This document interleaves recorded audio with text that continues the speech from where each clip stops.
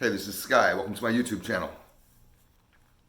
Let's get into 4 quotes today, and I'm going to run through them, and we'll have a little discussion about what this stuff means and see if we can get some value out of this. I like to talk about mind, body, and soul issues. I like to talk about ways that we can become stronger in our lives, physically, mentally, be able to become successful, be able to become healthy in all ways.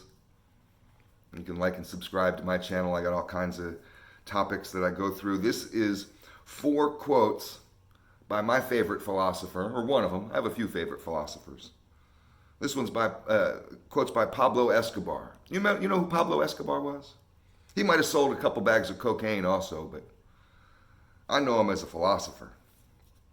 He has a bunch of cool stuff that he said. The first one is, there can only be one king. According to Pablo Escobar, there can only be one king. Now, when I was in business school, in college, they taught us in Business 101, all partnerships fail. Never plan to start a partnership. There has to be a boss and a structure underneath. Now that boss, a good boss, isn't a tyrant, isn't a dictator. A good boss knows how to delegate work and how to surround himself with a team, even a team that may be a lot more knowledgeable than he is. But there can only be one boss. There has to be somebody who makes the final call. There has to be somebody driving the ship. There has to be somebody who's guiding the vision, who keeps people in line, who brings people back down to earth, who reminds you why this has all been started. Why did I start this business out of my garage? And now we're in a corporate boardroom. So he always brings that vision back into the people that he's hired.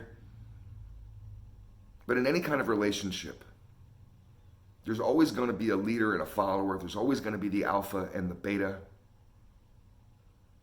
Even in your marriage, people talk about their marriage being partnerships. I don't really believe that's the right word. It's just semantics. There is a family structure and the man is at the top of it. I mean, go ask those Christians this shit. They got it all set out. It's no question to them. They know. It goes God, man, the woman, the child. So, I mean, this is where the king of your own castle notion came from. And you should be. You should be the king of your castle. It doesn't mean to be a brutal tyrant. Be a good king, not a bad king. But be the king. So let's go on to the next one. These are quotes by Pablo Escobar. Only those who went hungry with me will eat at my table. Well, that's pretty deep. Only those who went hungry with me will eat at my table. So, if you weren't there for the pain, guess what, homie? You ain't getting invited to the party. If you turned me away when I was struggling, when I win the lottery, I'm not really going to be thinking about helping you out. When I get successful and move on with my life in a positive way, I may not look back at you.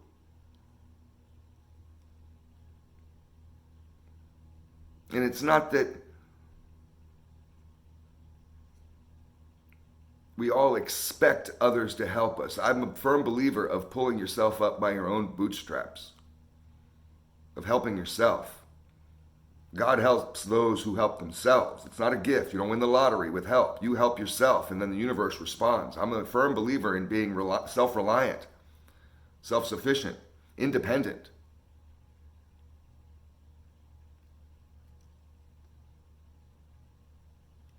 But I remember being homeless.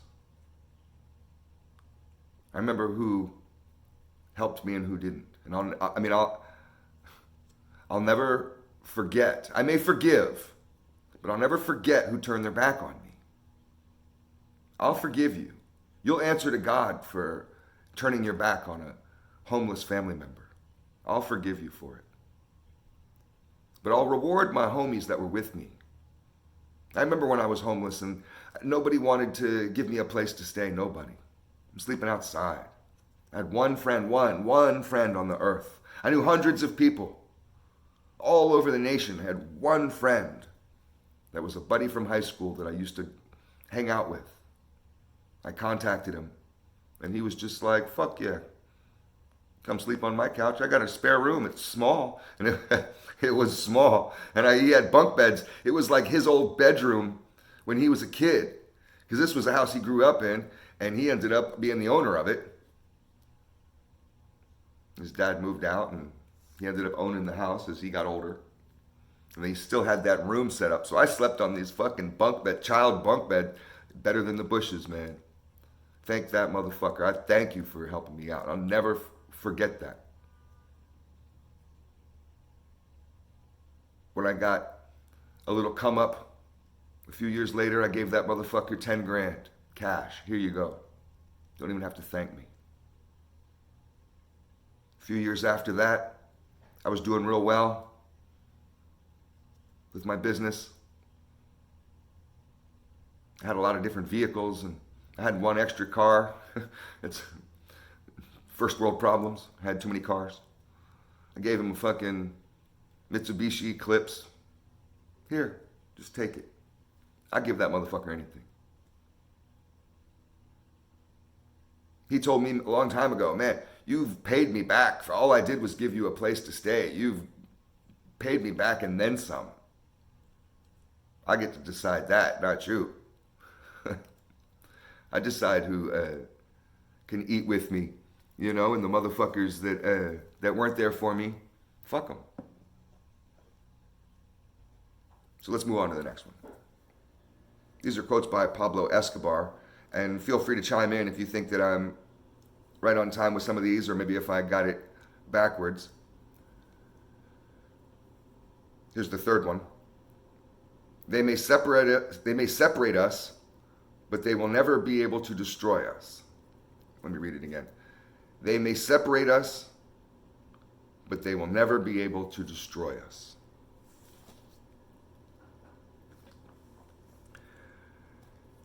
Divide and conquer. Shit has been happening for years. That's been a tactic to control populations since the days of Rome. People know about this. Governments, leaders, businesses, prisons, authoritarian regimes and organizations, they know about this. You divide people. Keep them fighting against each other. And you can keep them stupid, keep them distracted.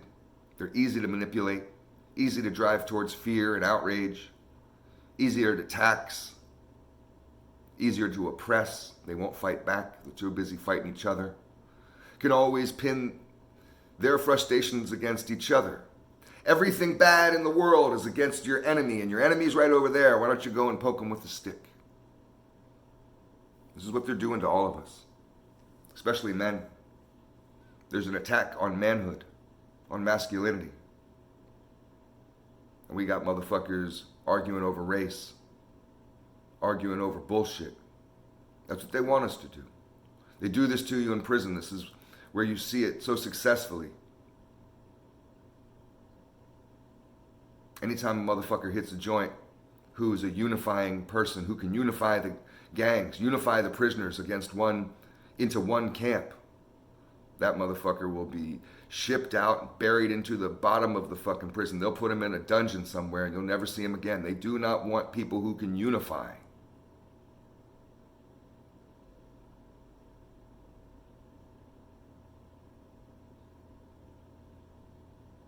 You know, as we drive further and further into partisan camps, as this country goes closer and closer towards a possible civil war, as we get further and further away from our neighbors, thinking that they're animals, they're not even humans.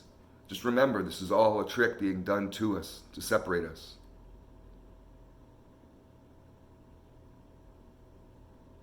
And they can separate us. They're doing it now. But they can never destroy us.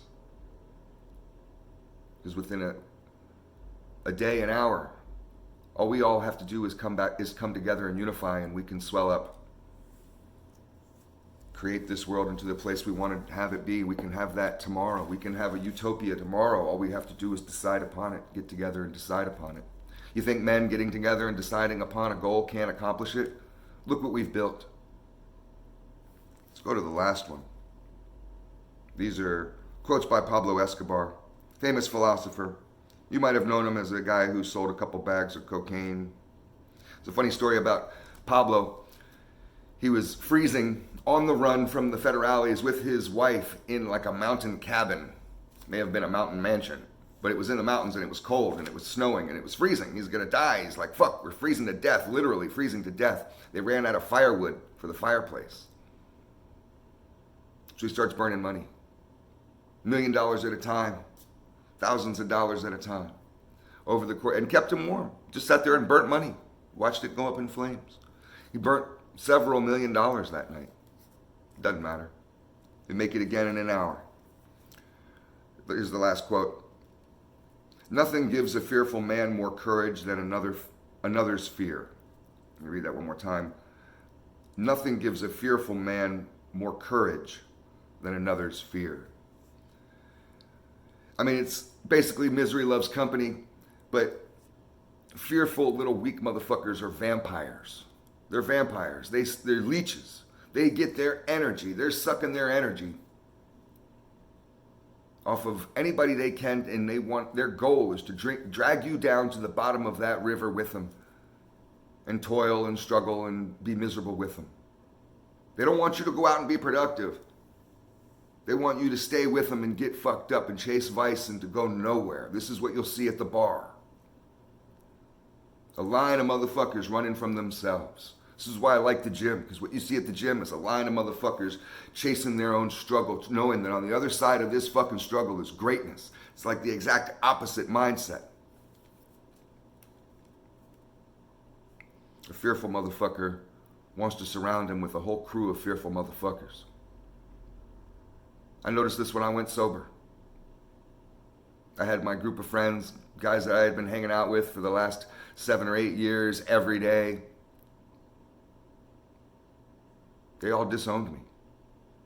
And I saw one of the dudes who was more of one of the alpha members of the group. A lot of people liked him, and I was just like, hey man, I noticed you guys have stopped calling me and shit, and I've been hearing about you guys going out to parties and just doing things, throwing parties, and I'm not invited to these things anymore. What's the deal? And he told me straight out, and he was like, well,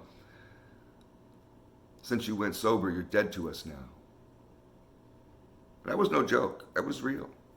That shit hurt. And I was just like, wow, you're actually just dumping me as a friend because I'm trying to get my shit together.